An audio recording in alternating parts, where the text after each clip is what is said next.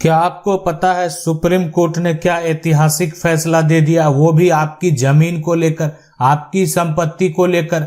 लेकिन ये जो एक बड़ा फैसला है, अब इससे क्या लोगों को फायदा होगा क्या नुकसान होगा, ये सबसे बड़ा सवाल है कि अब जिनके पास जमीन है, जिनके पास मकान है, उसको फायदा होने वाला है या यहाँ पर नुकसान होने वाला है।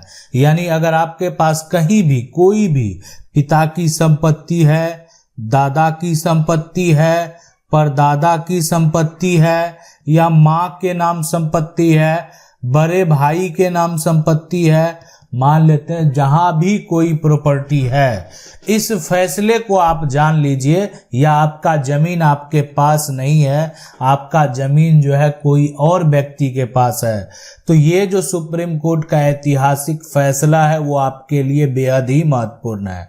अब यहाँ पर सबसे बड़ा जो सवाल है वो ये है, देखें ये जमीन का टुकड़ा आप देख रहे हैं, इसमें जमीन का प्लॉट का जो नंबर है वो भी मेंशन है, और जमीन को जो बेचा जाता है इस प्लॉट नंबर से, और इस प्लॉट नंबर का जो ये मैप है ये किस एरिया में है, उस एरिया में का जो निबंधन कार्यालय होता है वहां पर इस जमीन की जो है रजिस्ट्री होती है, सेल डीड तैयार होता है, कागजात भी तैयार कर लिया गया। लेकिन अगर आप जानेंगे कि ये जो कागजात तैयार किया गया है ये इनके द्वारा ये जमीन को लिखा गया है, मतलब ये जमीन का ये मालिक कह सकते हैं, मालिक थे, और अब इस जमीन को जो है बेच दिया गया है, इस एक तरह से बेच दिया गया। अब इस जमीन का मालिक जो है वो कोई और है।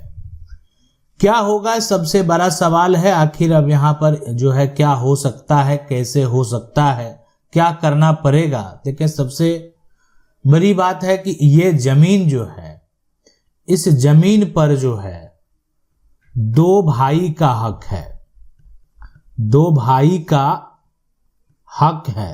अब आप कहेंगे ये पता कैसे चला, तो इसका मतलब है दोनों का नाम दर्ज होगा।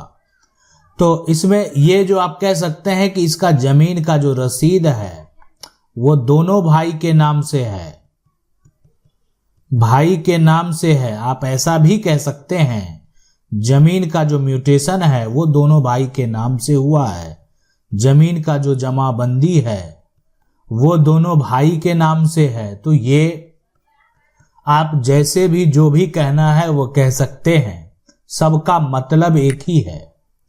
तो ये जमीन को जो है इनके द्वारा, एक भाई के द्वारा लिखा गया, दूसरा भाई जो है इस बात का सपोर्ट किया ही नहीं, या ये कह सकते हैं कि दूसरा भाई इस दुनिया में नहीं है लेकिन उनके उत्तराधिकारी मौजूद हैं, जो भी कारण रहा होगा।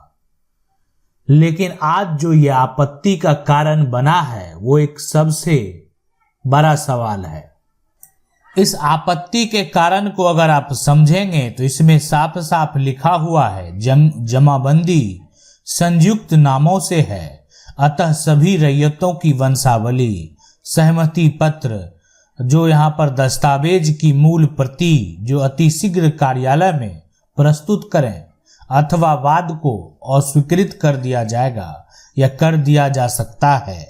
यानी अब जो है सबसे बड़ी बात है कि अब इस पे आपत्ति लग चुका है, और आपत्ति का कारण आपने देख लिया कि यहाँ पर जो जमाबंदी है, कहने का मतलब ये हो गया, इसका मतलब आप नहीं समझ रहे हैं, तो इसका मतलब ये है कि जमीन का जो रसीद है ना, रसीद में दो भाई का नाम दर्ज है, और बेचने वाला जो है वो एक भाई है या उसके उत्तराधिकारी हैं।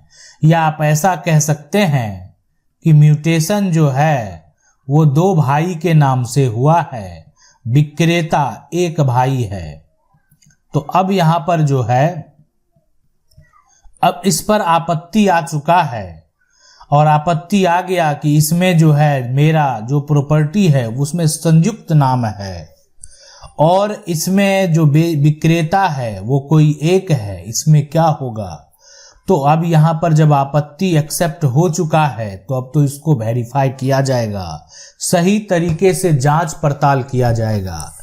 लेकिन जो राजस्व के अगर बात करें, पटवारी हैं, जो राजस्व के कर्मचारी हैं, अगर उनका रिपोर्ट को अगर आप देखें तो उनका जो यहाँ पर रिपोर्ट है वो इस प्रकार होता है, जिससे कि कहीं ना कहीं त्रुटि होने की भी संभावना अधिक होती है। अब इनका जो रिपोर्ट है वो ये साफ साफ ये कह रहे हैं कि कर्मचारी जो है ये कह रहे हैं कि महाशय जमाबंदी रैयत जो है उनके पुत्र भूमि का विक्रेता है, तो यानी जिनके नाम से ये जमीन है उनके पुत्र ही बेच रहे हैं जमीन, क्रेता के दखल में भी है। भूमि बिहार का जो सरकार है उसके सभी खातों से मुक्त है, अतः इसको जो है नामांतरण को स्वीकृति दी जा सकती है। तो इसलिए यहां पर जो है अब इस तरह का जो भी प्रॉब्लम है, इस तरह का जो भी समस्या है, इस समस्या में पता है क्या होगा, इस समस्या का जो कानूनी अगर तरीके की बात करें तो सबसे बड़ा नुकसान उस व्यक्ति का है जिसने जमीन को खरीदा है। इसलिए कि इस जमीन का विवाद ठीक है, आज आपके फेवर में अगर मान लेते हैं जो कागजात तैयार हो गया, आपत्ति भी हट गई, लेकिन जिस दिन मामला जो है, जो विक्रेता का जो दूसरा परिवार है, दूसरा उत्तराधिकारी है, उसके बच्चे जिस दिन मामला जो है वो कोर्ट में लेकर जाएंगे और कोर्ट का जो फैसला होगा वो यही होगा कि अगर संपत्ति है तो अधिकार भी समान है, यानी समान अधिकार की बात है यहां पर। तो समान अधिकार की अगर बात करते हैं, जो प्रॉपर्टी है, जो संपत्ति है, उससे आप जो है किसी को वंचित नहीं कर सकते हैं।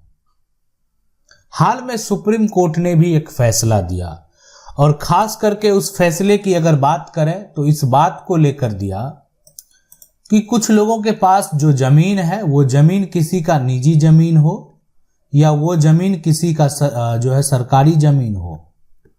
सुप्रीम कोर्ट ने एक ऐतिहासिक फैसला ये दिया कि अगर आप जमीन का दाखिल खारिज करा लेते हैं तो जमीन का सिर्फ दाखिल खारिज कराकर आप जमीन का मालिक नहीं बन सकते। यानी जमीन का मालिक बनने के लिए जो है क्या करना होगा, सबसे बड़ा सवाल है। जमीन का मालिक बनने के लिए आपके पास जमीन के ऐसे कागजात होने चाहिए जिससे आप अपना मालिकाना हक साबित कर सकें। और मालिकाना हक तभी साबित होगा जब वह या तो संपत्ति आपके पूर्वज की है या संपत्ति जो है आपके पिता के द्वारा खरीदी गई है, आपके माता के द्वारा खरीदी गई है, या आपको वो संपत्ति वसीयत से प्राप्त है। अब यह डिपेंड करता है या आपको संपत्ति गिफ्ट में मिला है। ये तमाम जो दस्तावेज हैं इसका एक रजिस्टर्ड दस्तावेज आपके पास होना चाहिए जिससे कि आप साबित कर सकें कि संपत्ति के असली मालिक आप हैं। मालिक आप हैं। अगर आप इसको साबित करने में विफल हो जाते हैं तो फिर संपत्ति का मालिकाना हक आपको नहीं मिलेगा, यानी संपत्ति का कानूनी अधिकार आपको नहीं मिलेगा। तो संपत्ति का मालिकाना हक प्राप्त करने के लिए यह बेहद जरूरी है। अगर संपत्ति के आप मालिक हैं तो आपके पास ये कागजात होने चाहिए। अगर आपने सिर्फ जमीन का म्यूटेशन करा लिया है, आपने जमीन का सिर्फ दाखिल खारिज करा लिया है, आप सिर्फ राजस्व दे रहे हैं, आपके पास ऐसा कोई कागजात नहीं है, उसके अलावा आप संपत्ति के मालिक नहीं हैं। यानी कोई भी अगर मान लेते किसी के पास संपत्ति का जो है पर्चा है, यानी वो पर्चा जो है तो उसके अलग नियम है, अलग कानून है, इसके बारे में भी डिटेल से बताएंगे, इसके मान्यता के बारे में बताएंगे, इसको कैसे कैंसिल करें वो भी बताएंगे। अगर आपकी जमीन है, कोई आपकी जमीन को कब्जा कर लिया और कब्जा भी कर लिया और पर्चा भी बना लिया, तो आपको क्या करना होगा, आपके लिए क्या रास्ता है, कैसे आप इसको आसानी से रद्द करवा पाएंगे, इसके बारे में भी आगे हम आपको जरूर बताएंगे। आशा करते हैं वीडियो अच्छा लगा होगा। वीडियो को लाइक जरूर कर दें। चैनल को पहली बार देख रहे हैं, सब्सक्राइब करके जो बेल आइकन है उसको जरूर दबा लें। मिलते हैं अगले वीडियो में, तब तक के लिए जय हिंद।